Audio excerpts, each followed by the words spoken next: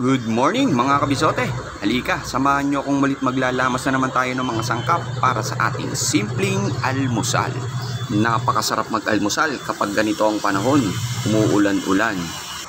Napakasimple pero napakasarap po ng ating simpleng almusal na lulutuin ngayon mga kabisote.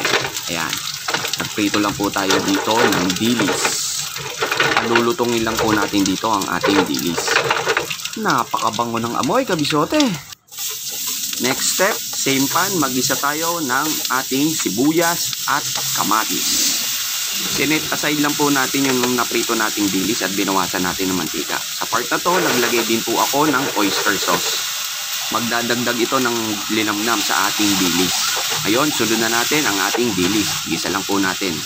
Lalagay din tayo dito ng konting brown sugar para may balanse ang lasa ng tamis at alat. Syempre, kakalimutan ba natin ang ating sinangag?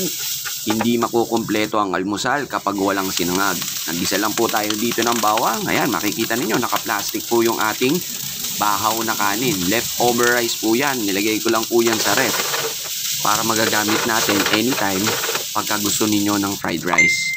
Napakasimple at napakadali. Malapit na ito mga kabisote. Hintayin na ninyo. Eto na. Oh, ano pang hinihintay mo kabisote? Tara, kakain na!